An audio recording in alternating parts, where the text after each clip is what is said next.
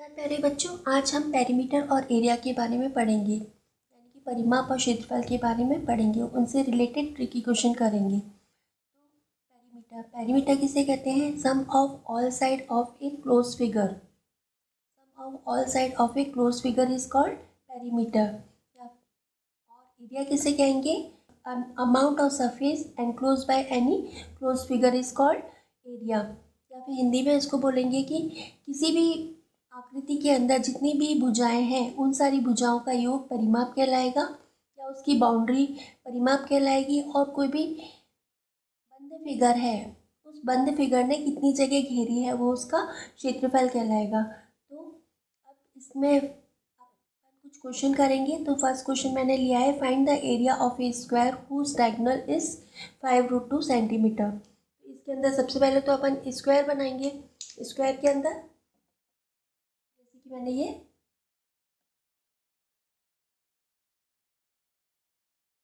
Square बना लिया। Square के अंदर अपने को पता है कि स्क्वायर की चारों साइड जो होती है वो इक्वल होती है, तो ये चारों साइड इक्वल होंगी। और अपने को ये भी पता है कि स्क्वायर के अंदर चारों एंगल जो होते हैं वो 90 डिग्री के होते हैं, तो ये चारों जो एंगल होंगे वो 90 डिग्री के होंगे। ये चारों एंगल जो होंगे वो 90 डिग्री के होंगे। और किन्हीं भी इसको क्या बोलते हैं? डायगोनल या विकर्ण बोलते हैं। इसको डायगोनल विकर्ण या बोलते हैं। ठीक है, अपने को पाइथागोरस थ्योरम पता होनी चाहिए। पाइथागोरस थ्योरम क्या है?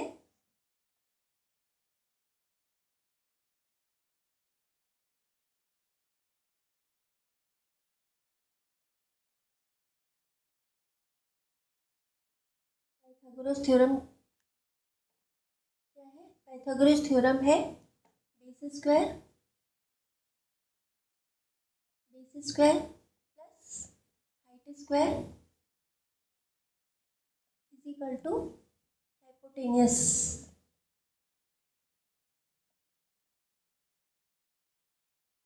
स्क्वायर बेस मतलब बेस को अपन बोलेंगे आधार स्क्वायर। बेस को बोलेंगे आधार, हाइट को बोलेंगे लंब, और हाइपोटेनियस को बोलेंगे कर्ण। तो कर्ण कौन सी वाली साइड होती है? इसको तो अपन ने बेस मान लिया, ये तो है अपना बेस, ये है हाइट, और ये जो कहलाएगा वो हाइपोटेनियस कहलाएगा। हाइपोटेनियस किसे कहते हैं?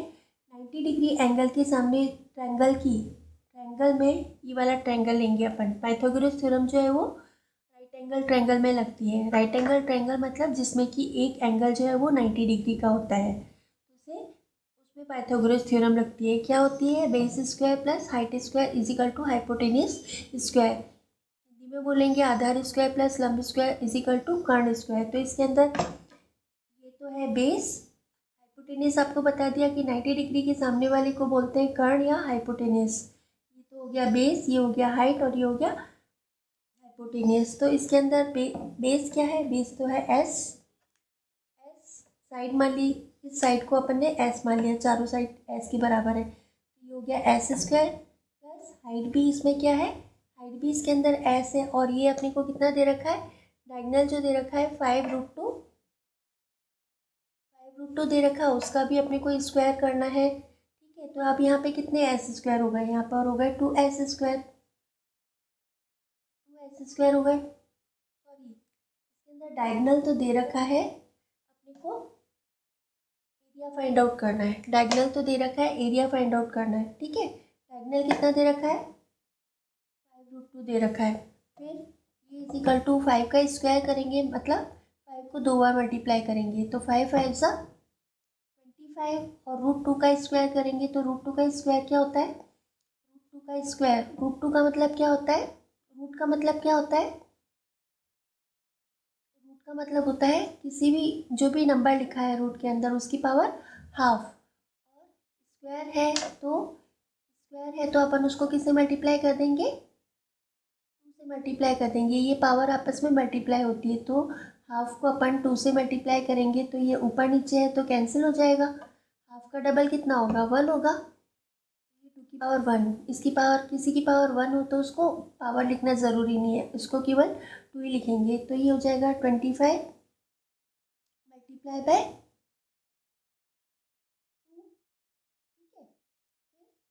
नंबर अगर इधर किसी भी वेरिएबल और कांस्टेंट के बीच में, किसी भी वेरिएबल और कांस्टेंट के बीच में कोई साइन नहीं होता तो मल्टीप्लाई मानते हैं। किसी भी अचर और चर के बीच में कोई साइन नहीं होता तो मल्टीप्लाई मानते हैं। कोई नंबर इधर मल्टीप्लाई में इधर आके डिवाइड हो जाएगा तो S square is equal to 25 multiply by 2 upon 2 cancel, 2 one ज़ा 2, 2 वन ज़ा 2, तो अपना एस स्क्वायर कितना आ गया 25। एस स्क्वायर अपना कितना आ गया 25। वैसे तो अपने को यही चाहिए, क्यों चाहिए, क्योंकि एरिया ऑफ ट्रायंगल कितना है, area of square, area of square का फॉर्मूला होता है side multiply side. Same number दो बार मल्टीप्लाई हो रहा है तो उसका फॉर्मूला क्या हुआ, साइड स्क्वायर हुआ। ठीक है, साइड स्क्वायर हुआ तो ये अपना कितना आ जाएगा, या फिर इधर से फाइंड आउट करना चाहो, ये तो हो गया साइड स्क्वायर, और साइड अपन ने कितनी मानी है, एस मानी है, तो ये हो गया S square is equal to 25। और जब भी अपन एरिया फाइंड आउट करते हैं तो एरिया के अंदर अपन क्या लगाते हैं, स्क्वायर यूनिट। एरिया में क्या लगाते हैं, यूनिट स्क्वायर, और यहाँ पे सेंटीमीटर है तो इधर अपन सेंटीमीटर करेंगे। एक तरीका ये भी है कि आप अगर साइड पता करना चाहो तो साइड क्या होगा, यहाँ पे स्क्वायर है, स्क्वायर और अपने को पावर तो एस है, अपने को क्या चाहिए, केवल एस चाहिए। एस है यानी कि इसकी पावर 1 करनी पड़ेगी। इसकी पावर 1 कब होगी, जब इसको अपन हाफ करेंगे, इसकी पावर हाफ करेंगे तो दोनों तरफ ही अपने को पावर हाफ करनी पड़ेगी। पावर हाफ का मतलब क्या है, रूट लेना पड़ेगा अपने को, तो अपन दोनों जगह रूट लेंगे, इसका भी और इसका भी रूट लेंगे, तो इसका रूट तो क्या हो जाएगा, एस रह जाएगा, और इसका रूट क्या होगा, 25 का रूट क्या होगा 25 को अपन को ऐसे दो नंबर सोचने हैं जिनको कि मल्टीप्लाई करने पर 25 आए। तो यहाँ पर कौन से दो नंबर है, 5 5 ज़ा 25, फिर ये तो पावर 2 और ये पावर हाफ, तो 2 और हाफ को आपस में मल्टीप्लाई करेंगे। हाफ का डबल कितना होता है, 1 होता है। हाफ का डबल कितना होता है, 1 होता है, तो यहाँ पर कितना हो जाएगा, 5 हो जाएगा। यहाँ पे कितना हो जाएगा, 5 हो जाएगा। ठीक है, या फिर आप ऐसे भी कर सकते हो, S square is equal to 5 square, तो दोनों की पावर सेम है तो ये बेस कहलाता है। ऊपर जो लगा है वो तो पावर, और दोनों की पावर सेम है तो बेस भी सेम होगा। इसका मतलब क्या होगा, इसका मतलब होगा कि एस इज इक्वल टू अपने पास कितना आ गया, 5 centimetre. S is equal to कितना आ गया, 5 सेंटीमीटर। फिर यहाँ पे फॉर्मूले में लिखोगे 5 इंटू 5, तो 5 इंटू 5 कितना हो जाएगा, 25 स्क्वायर सेंटीमीटर। तो जिस तरीके से भी आपको अच्छे से समझ में आए आप उस तरीके से कर सकते हो। अब नेक्स्ट क्वेश्चन है, सेकंड क्वेश्चन है, the area of a rectangular carpet is 120 metre square and its perimeter is 46 metre, find length of its diagonal.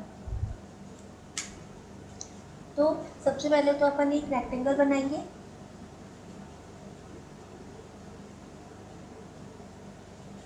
Rectangle के अंदर अपने को इसका डायगोनल पता करना है, तो ये इसका डायगोनल कहलाता है, ये इसकी लेंथ कहलाती है, और ये इसकी ब्रेथ कहलाती है, और ये इसका डायगोनल कहलाता है। तो रेक्टेंगल के अंदर भी चारों जो एंगल होते हैं, आयत के अंदर भी चारों जो कोण होते हैं वो 90 डिग्री के होते हैं। रेक्टेंगल के अंदर ये चारों एंगल जो होते हैं वो 90 डिग्री के होते हैं। ठीक है, तो अब इसके अंदर क्या दे रखा है, एरिया ऑफ रेक्टेंगुलर कारपेट। तो एरिया क्या होता है, area of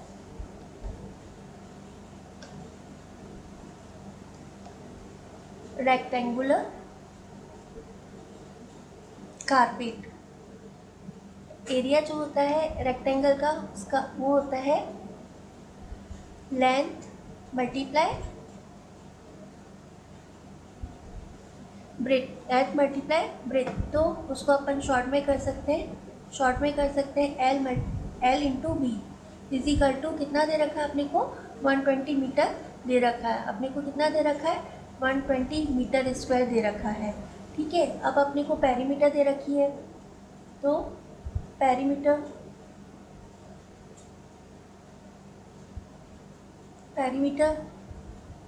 of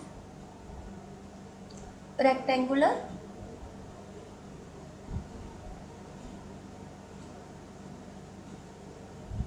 carpet. Perimeter कितना दे रखा है, पेरीमीटर कैसे आएगा? पेरीमीटर के लिए आपको डेफिनेशन बताई थी, sum of all side of rectangle, sum of all side of rectangle. तो रेक्टेंगल में जो अपोजिट साइड होती है वो इक्वल होती है, आमने सामने की जो भुजाएं होती हैं वो बराबर होती है। तो ये एल है तो ये भी एल होगा, ये बी है तो ये भी होगा। तो क्या हो जाएगा इसका formula? L plus B plus L plus B, L plus B plus L plus B. तो कितने एल है यहाँ पे? 2l है। कितने बी है यहाँ पे? 2b है। फिर दोनों में कुछ सेम है, जो सेम है जो कॉमन है उसको बाहर निकाल लिया ब्रैकेट के, और ये बन गया L2 bracket L plus B. तो ये किसका फॉर्मूला हो गया? पेरीमीटर का फॉर्मूला हो गया। तो पेरीमीटर का फॉर्मूला हो गया 2l प्लस बी। और ये किसके बराबर दे रखा है? ये अपने को दे रखा है 46 मीटर के। ये किसके बराबर दे रखा है? 46 मीटर के बराबर दे रखा है। अब अपने को यहाँ पे अपने को ये पता है कि अगर कोई नंबर और ब्रैकेट के बीच में कोई साइन नहीं है तो कौन सा साइन मानेंगे? मल्टीप्लाई का साइन मानेंगे। नंबर और ब्रैकेट के बीच में कोई साइन नहीं है तो कौन सा साइन मानेंगे? मल्टीप्लाई का। और नंबर के आगे कोई साइन नहीं है तो क्या मानेंगे? प्लस मानेंगे। तो टू इधर मल्टीप्लाई इधर आके किस में हो जाएगा? डिवाइड में हो जाएगा। टू इधर मल्टीप्लाई में तो इधर आके डिवाइड में हो जाएगा। तो ये हो गया L plus B is equal to 46 को अपन 2 से डिवाइड करेंगे, मल्टीप्लाई है तो इधर ट्रांसपोजिशन के कारण, रूल के कारण यहाँ पे डिवाइड हो जाएगा। तो L plus B is equal to 23 metre हो गया। अब अपने को क्या चाहिए? अपने को चाहिए लेंथ ऑफ डायगोनल। तो लेंथ ऑफ डायगोनल के लिए अपन क्या करेंगे? अपन को मैंने पिछले वाले क्वेश्चन के अंदर आपको ये बताया था कि पाइथागोरस थ्योरम होती है। पाइथागोरस थ्योरम जो होती है वो रेक्टेंगल, पाइथागोरस थ्योरम जो होती है वो एक ट्रायंगल के अंदर लगती है, राइट एंगल ट्रायंगल के अंदर। तो ये जो बन रहा है वो एक राइट एंगल ट्रायंगल बन रहा है, 90 डिग्री का एक एंगल है, तो ये एक राइट एंगल ट्रायंगल बन रहा है। राइट एंगल ट्रायंगल के अंदर पाइथागोरस थ्योरम लगती है। पाइथागोरस थ्योरम लगती है। उस थ्योरम के अकॉर्डिंग क्या हो जाएगा? लेंथ स्क्वायर, ये डायगोनल चाहिए ना अपने को, तो डायगोनल क्या हो जाएगा? डायगोनल का square is equal to diagonal का square is equal to L square plus B square हो जाएगा। ठीक है, तो अपने को डायगोनल पता करने के लिए L square plus B square चाहिए। अब यहाँ पर अपने पास L square plus B square तो है ही नहीं, तो इन दोनों की हेल्प से फर्स्ट इसको मान लिया और सेकंड इनको मान लिया। तो इन दोनों की हेल्प से अपने को क्या चाहिए? L square plus B square चाहिए। तो अपन क्या करेंगे? ये एल प्लस बी है और यहाँ पर प्लस का साइन है, तो अपन क्या करेंगे? ये एल प्लस बी स्क्वायर है तो एल प्लस बी जो है उसका होल स्क्वायर कर देंगे। होल स्क्वायर करने का मतलब क्या है कि अगर किसी का भी स्क्वायर है, स्क्वायर का मतलब है कि उसको 2 बार मल्टीप्लाई करना है। स्क्वायर का मतलब जैसे पिछले वाले क्वेश्चन में ऐसे जो साइड इंटू साइड करवाया था, ठीक है, side into side is equal to S square. तो इसके अंदर अपन इसको कर सकते हैं L plus B multiply L plus B. इसका मतलब है कि पहले तो अपन एल को इन दोनों से मल्टीप्लाई करेंगे, पहले एल को इससे मल्टीप्लाई करेंगे, फिर उसके बाद प्लस बी है, बी को इस पूरे ब्रैकेट से मल्टीप्लाई करेंगे। तो ये हो जाएगा L square plus L B plus L B लिखो चाहे बी एल लिखो, मल्टीप्लाई में सेम आता है, L B plus B square. तो कितने एल बी हो गए? 2 LB हो गए। तो ये हो जाएगा L square plus 2 LB plus B square. ठीक है, तो ये वैसे फॉर्मूला है, पता नहीं आपको पता होगा या नहीं पता होगा, इसलिए मैंने ये फॉर्मूला आपको डिराइव करके बताया है। तो ये फॉर्मूला है एल प्लस बी के होल स्क्वायर का फॉर्मूला है L square plus 2LB plus B square. ठीक है, तो ये वाला फॉर्मूला काम में आएगा। ये वाला फॉर्मूला लिखने के बाद तो पता नहीं आपको पता था या नहीं पता था, इसलिए मैंने आपको पूरा सॉल्व करके बता दिया। तो इसकी जगह अपन क्या लिख सकते हैं, इसकी जगह अपन लिख सकते हैं, इसकी जगह अपन लिख सकते हैं L square plus B square plus 2LB। ठीक है, तो अपने को यहाँ पे क्या पता है, एल प्लस बी की वैल्यू पता है, एल प्लस बी की वैल्यू पता है, इसकी वैल्यू पता है और इसकी वैल्यू पता है। ठीक है, तो अपन क्या करेंगे, ये नंबर इधर प्लस में तो इधर आकर के माइनस हो जाएगा, तो इसको अपन लिख सकते हैं एल प्लस बी का होल स्क्वायर माइनस 2LB। ये इधर प्लस का है, इधर आके माइनस का, तो इधर क्या बचेगा, इधर बचेगा एल प्लस बी स्क्वायर। ठीक है, अब इस L square plus B square को चाहे इधर लिखो इजिकल टू के इधर लिखो, चाहे इधर लिखो, कोई फ़र्क नहीं पड़ेगा। तो अपन इस टर्म को इधर भी लिख सकते हैं, इस टर्म को इधर भी लिख सकते हैं। तो मैं ये लिख रही हूँ एल प्लस बी का होल स्क्वायर माइनस 2LB। इस टर्म को चाहे इधर लिखो चाहे इजिकल टू के इधर लिखो, कोई फ़र्क नहीं पड़ेगा। ठीक है, तो ये हो गया, ये हो गया। अब इसकी वैल्यू कितनी है, 23 का होल स्क्वायर माइनस 2, बीच में कोई साइन नहीं होता तो कौन सा साइन मानते हैं, मल्टीप्लाई का। और LB की वैल्यू कितनी दे रखी है, 120। LB की वैल्यू 120 दे रखी है। ठीक है, अब इसको मल्टीप्लाई करेंगे, 23 को मल्टीप्लाई करेंगे अपन यहाँ पर, तो वैसे तो 529 होता है, फिर भी मल्टीप्लाई करके बता रही हूँ। 3 3 जा 9, 3 2 जा 6, 4 3 2 3 जा 6, 2 2 जा 4, तो ये 9 12 कैरी 1 5, तो इसका स्क्वायर का मतलब 2 बार मल्टीप्लाई करना है। तो ये हो गया 529 माइनस 12 2 जा 24, ये हो गया। फिर इसके बाद इन दोनों को माइनस करेंगे तो ये हो गया 9 12 माइनस 4 8, यहाँ पे 4 बचा, 4 माइनस 2 2। तो L square plus B square की वैल्यू कितनी आ गई, L square plus B square की वैल्यू आ गई 289। इसकी वैल्यू कितनी आ गई, 289। अब 289, फिर अपने को एल स्क्वायर प्लस 289 आ गया, L square plus B square किसके बराबर है, डी स्क्वायर के बराबर है। L square plus B square की वैल्यू जो आ गई वो 289 आ गई।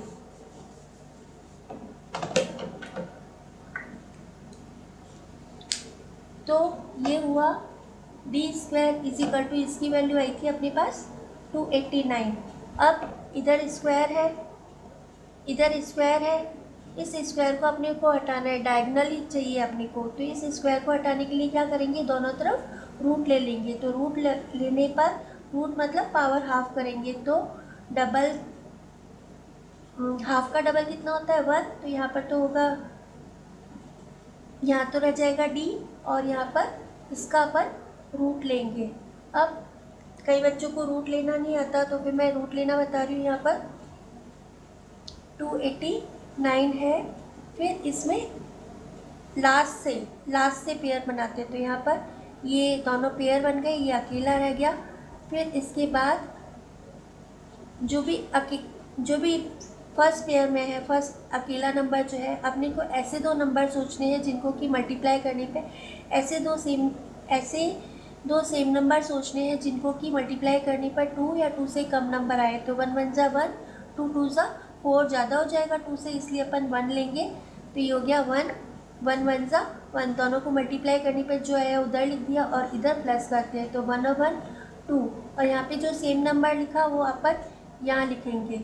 फिर इधर माइनस करेंगे 1 फिर यहाँ पे पूरा पेयर उतारते हैं, इसके अंदर पूरा पेयर उतारते हैं। तो ये मैंने पूरा पेयर उतार लिया। फिर यहाँ पे और यहाँ पे अपने को सेम नंबर सोचने हैं।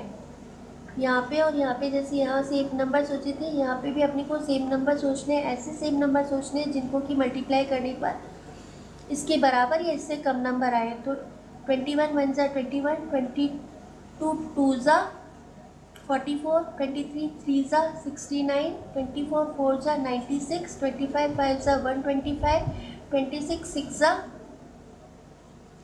26 को 6 से मल्टीप्लाई करेंगे तो आ जाएगा 6 सिक्स ज़ा 36, 6 टू ज़ा 12, 12 एंड 3 15। फिर 27 को 7 से मल्टीप्लाई करेंगे तो 7 7 ज़ा 49, कैरी 4, 7 टू ज़ा 14, 14 एंड 4 18। तो यहाँ पे कौन से दो सेम नंबर लेंगे, 7 और 7। यहाँ पे जो सेम नंबर लिए वो अपन यहाँ पर लेंगे। तो मल्टीप्लाई करने पे कितना आया 189। यहाँ पे अपन प्लस करेंगे और इनको मल्टीप्लाई करने पर जो नंबर आया यहाँ पे माइनस करेंगे तो कुछ नहीं बचेगा, यहाँ पे प्लस करेंगे तो 34। फिर आगे अगर कोई नंबर होता है, यहाँ पे आगे कोई नंबर होता तो अपन यहाँ पे सेम नंबर लेकर के आगे करते यहाँ से पेयर उतार करके। ठीक है, तो इस प्रकार अपन रूट स्क्वायर रूट निकालेंगे, वर्गमूल निकालेंगे। तो डी की वैल्यू कितनी आ जाएगी, डी की वैल्यू आ जाएगी, ये है डी की वैल्यू। तो डी की वैल्यू कितनी आ जाएगी 17। वैसे तो आपको याद रखना चाहिए कि किसका स्क्वायर ये होता है। ठीक है, तो याद रखोगे तो एग्ज़ाम में आपका ये टाइम बच जाएगा। तो अपना डायगोनल कितना आ गया, अपना डायगोनल आ गया 17 metre. I think you have understood this example. अब अपन नेक्स्ट एग्जाम्पल करेंगे।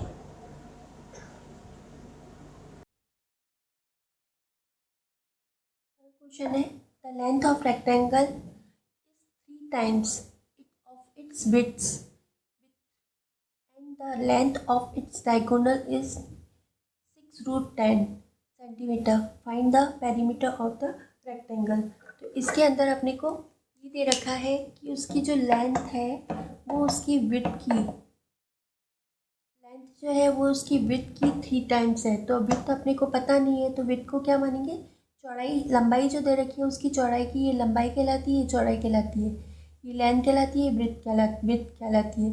तो लेंथ जो है वो विड्थ की ऑफ इट्स विड्थ की 3 टाइम्स है, 3 गुना है। तो विड्थ को अपन मान लेंगे x। जब कोई नंबर नहीं पता होता तो उसको x मान लेते हैं। विड्थ को x मान लिया तो लेंथ कितनी हो जाएगी 3 गुना 3 टाइम्स। तो ये कितनी हो जाएगी 3x हो जाएगी। और इसका डायगोनल अपने को कितना दे रखा है, ये डायगोनल कहलाता है। इसका डायगोनल अपने को दे रखा है 6√10। और अपने को पता है रेक्टेंगल के अंदर सारे जो एंगल होते हैं, सारे कोण जो होते हैं आयत के अंदर वो 90 डिग्री होते हैं। तो अपने को इसका पेरीमीटर पता करना है। तो पहले तो इसकी लेंथ और ब्रेड्थ पता करनी पड़ेगी। लेंथ और ब्रेड्थ पता करने के बाद फिर अपन उसकी पेरीमीटर पता कर सकते हैं। तो लेंथ और ब्रेड्थ के पहले अपने को ये x की वैल्यू पता करनी पड़ेगी, उसके बाद वो कर सकते हैं। तो अपने को रिलेशन पता है। इसमें भी ये वाला जो ट्रायंगल है उस ट्रायंगल के अंदर या फिर नाम मैं दूँ ABCD। तो ABC जो ट्रायंगल है उस ट्रायंगल के अंदर ट्रायंगल जो है वो राइट एंगल ट्रायंगल है। ABC जो त्रिभुज है वो समकोण त्रिभुज है। समकोण त्रिभुज के अंदर एक एंगल 90 डिग्री होता है। तो जब किसी भी ट्रायंगल के अंदर एक एंगल 90 डिग्री हो तो उसके अंदर पाइथागोरस थ्योरम लगती है। तो पाइथागोरस थ्योरम क्या होगी, पाइथागोरस थ्योरम के according base square plus height square is equal to hypotenuse square. आधार स्क्वायर प्लस लंब स्क्वायर इज इक्वल टू कर्ण स्क्वायर। तो ये अपन करेंगे पाइथागोरस थ्योरम के अकॉर्डिंग।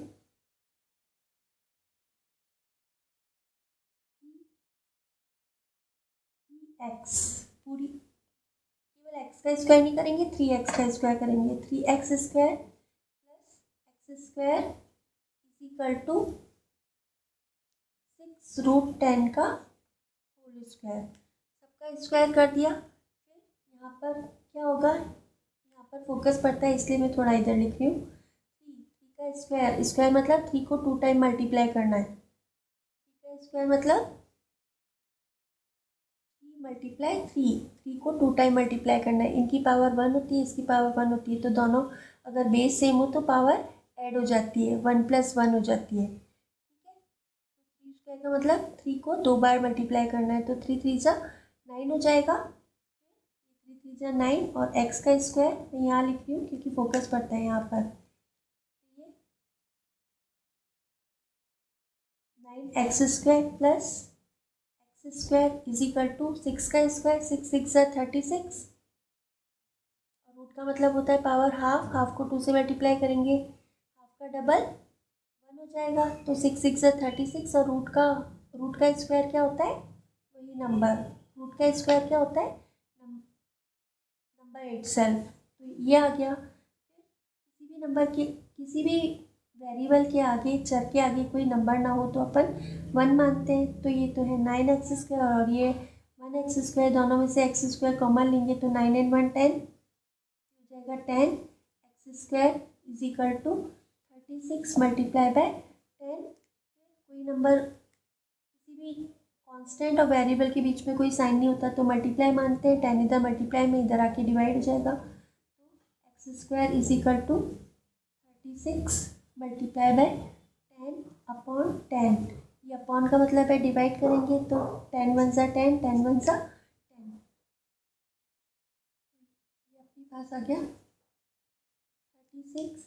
36 को अपन क्या लिख सकते हैं, 6² लिख सकते हैं क्योंकि यहाँ पे भी स्क्वायर है, तो इसको भी स्क्वायर में कन्वर्ट कर दिया, तो दोनों तरफ रूट लेंगे, तो x इज इक्वल टू कितना हो जाएगा, या तो ऐसे कर लो, x इज इक्वल टू दोनों तरफ रूट लेने पर x इज इक्वल टू √36, फिर √36 को क्या लिखोगे, 6², रूट का मतलब होता है पावर हाफ, तो कितना रह जाएगा, 6 रह जाएगा, तो आपके अपने पास कितना आ गया, x इज इक्वल टू 6 आ गया। फिर अपनी लेंथ कितनी हो जाएगी,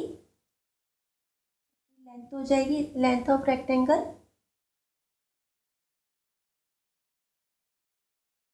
length of rectangle is equal to 6, sorry पहले तो वृत्त मानी थी ना अपन ने, मैंने उसको लिखा नहीं था, वैसे आपको लिखना है, तो वृत्त कितनी मानी थी अपन ने,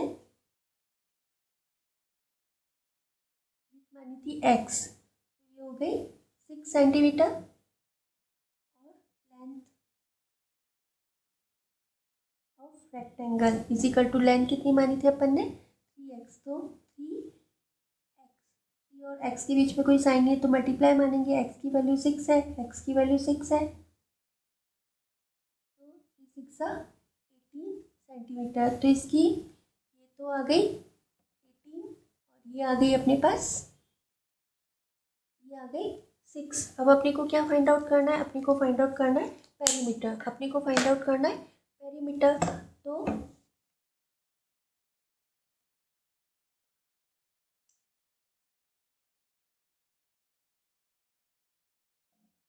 पेरीमीटर परिमाप, तो उसका फॉर्मूला होता है 2 मल्टीप्लाई लेंथ प्लस ब्रेथ, तो 2 मल्टीप्लाई लेंथ कितनी है अपने पास, लेंथ तो है 18 और ब्रेथ है 6, ब्रेथ है 6, ठीक है, तो ये 2 मल्टीप्लाई 18 and 6 24, तो ये हो गया 24 2 जा 48 सेंटीमीटर, तो इसकी पेरीमीटर आ गई, चारों साइड का सम जो आ गया, परिमाप जो आ गया वो 48 सेंटीमीटर आ गया। नेक्स्ट क्वेश्चन है, if the ratio between the length and perimeter of a rectangular plot is 1:3, then find the ratio between length and breadth of the plot. तो इसके अंदर अपने को जो रेशियो दे रखा है वो रेशियो दे रखा है, एक तो लेंथ का और पेरीमीटर का,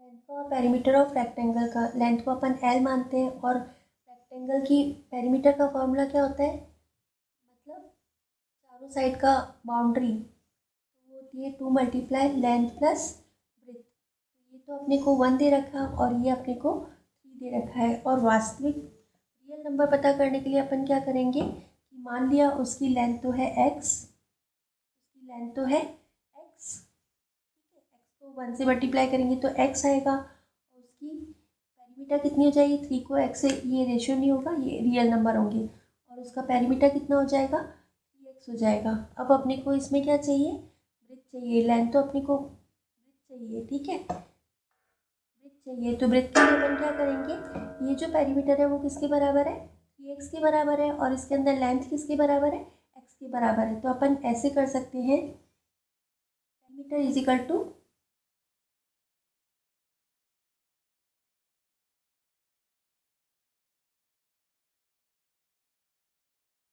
पेरीमीटर जो दे रखा है वो किसके बराबर दे रखा है, 3x के बराबर। और पेरीमीटर का फॉर्मूला क्या होता है, पेरीमीटर का फॉर्मूला होता है 2 मल्टीप्लाई लेंथ की जगह क्या लिखेंगे, x प्लस b। पेरीमीटर का फॉर्मूला ये होता है, ये किसके बराबर दे रखा है, 3x के बराबर दे रखा है। अब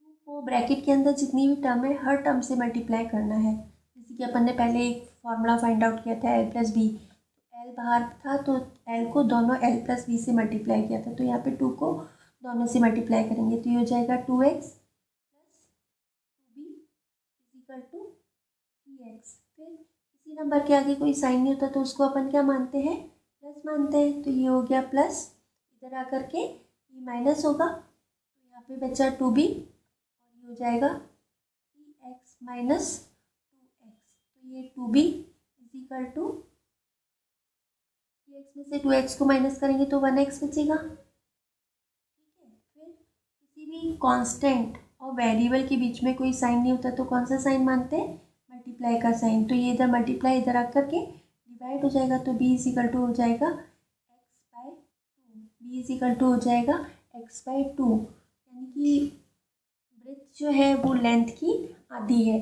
अब इन दोनों में अपने को रेशो चाहिए, क्वेश्चन लेंथ और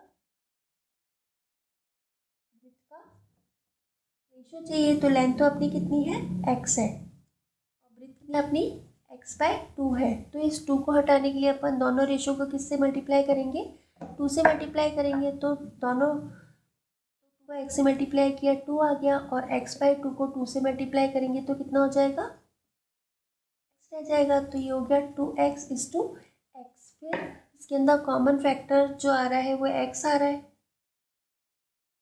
x आ रहा है, कॉमन समान गुणज जो आ रहा है वो x आ रहा है, तो इसको किससे डिवाइड कर देंगे अपन, सेम नंबर से मल्टीप्लाई कर सकते हैं, सेम नंबर से डिवाइड कर सकते हैं, तो x से डिवाइड करेंगे तो कितना हो जाएगा, इसको x से डिवाइड करेंगे तो 2 रह जाएगा, और x को x से डिवाइड करेंगे, किसी भी सेम नंबर को डिवाइड करते हैं, जैसे कि 2 को 2 से डिवाइड किया तो 1 बचता है, यहाँ पे इन दोनों का रेशो कितना आ गया, 2 आ गया। आई think you have understood all this question. If you like this video, please like, share and subscribe also. Thank you for watching this video. Love you all प्यारे बच्चों।